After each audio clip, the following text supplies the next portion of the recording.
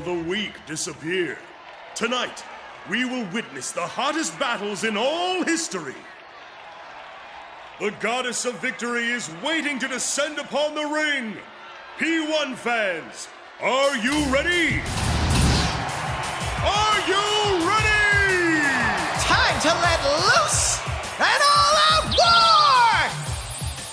Persona 4 Arena was unexpected, to say the least, translating a turn-based RPG with heavy dating sim elements into a competitively viable and mechanically complex fighting game. Sounds like an almost insurmountable task.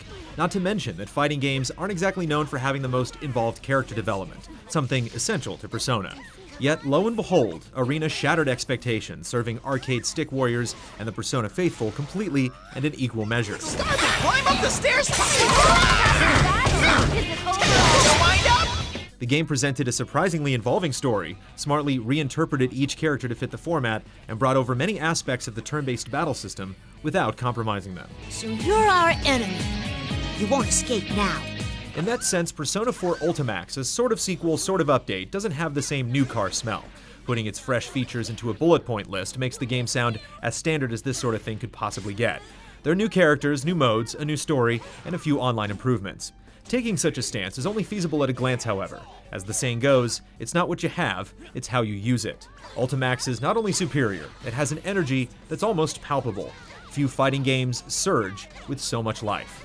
And then, I'm gonna get a thank you kiss from the lovely ladies.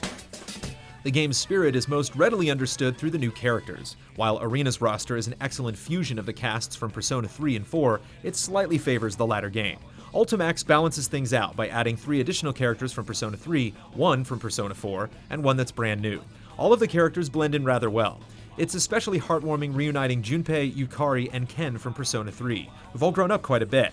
Junpei grumbling about kids these days, Yukari envying Risei's youth, and Ken in his teenage years acting a little snobbish, all feels true to each character in such a resonating way.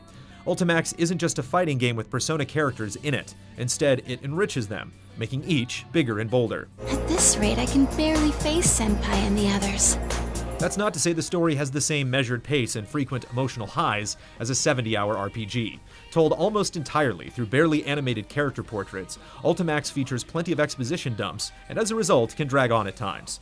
The climax is also predictable to a detracting degree, and those even a little versed in anime or JRPGs will know what to expect. No way, it's out of batteries! Yet, it's a lot more good than bad. As in the main games, it's not so much what the characters are doing, but how they interact with each other. Watching Kanji argue so intently with a fake version of himself, almost to the point of violence, is priceless. As is seeing Junpei act like a clumsy idiot at nearly every turn. Even more impressive is that Ultimax offers some closure. For those invested, the epilogue is bittersweet in the best kind of way. People of Inaba, welcome! It's time for Who's the Best Inaba Resident? Huh? What the? Even if the aforementioned names mean absolutely nothing to you, Ultimax still has plenty to offer. Each new character is exciting to play because of how intricate and simply fun they are. It's telling when every time you pick up a new character, you suddenly want that to be your primary fighter. Yukari, in her pink, almost Power Ranger-looking outfit, is a zoning character similar to Naoto, Elizabeth, and Yukiko, but acts very differently. Mostly relying on a bow, Yukari can flip and snipe in the air with such grace that even the simplest moves look and feel great. Life is beautiful, even when it hurts. Yukari! Junpei is a personal favorite. True to his new job as a baseball coach, Junpei mostly slides into and slams enemies with his oversized red baseball bat. Nearly all of his moves chain together so well and so easily that even beginners will feel like combo kings. Even more interesting is his unique scoring mechanic. Every time Junpei connects with his bat or hits back an incoming projectile, he earns a base. 4 bases nets a run, and at 10 runs, his attacks get buffed in a very powerful way. It intelligently encourages the aggressive play Junpei is built for, while at the same time further driving home his new role. Justice wins! Junpei! Ken acts in tandem with his canine companion Koromaru. Controlling both is pretty simple since regular moves are tied to Ken and the buttons normally reserved for Persona attacks unleash Koromaru. Between Ken's range with his spear and Koromaru's charges from the ground and air, it's incredibly satisfying rushing down and flanking opponents. I'll prove to you that I know how to fight. Amada and They Koromaru. lost the round. Sho, the new character to Ultimax, comes in two variations, one with a persona and one without. Both are incredibly fast, and those caught with their guard down can expect to lose a lot of life quickly. Wielding twin blades, Sho has great mix-ups, and his assaults can feel unrelenting.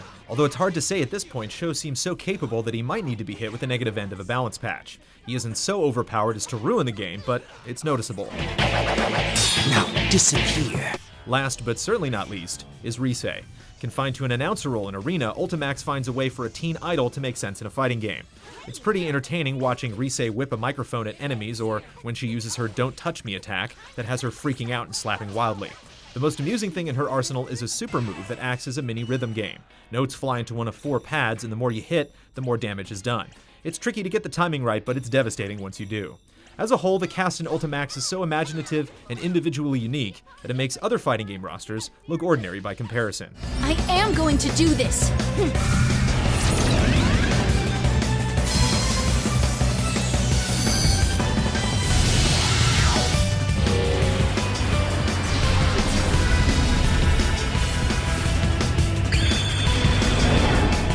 As if the new fighters weren't enough, the majority of the cast also has a shadow version of themselves, which mixes things up even further.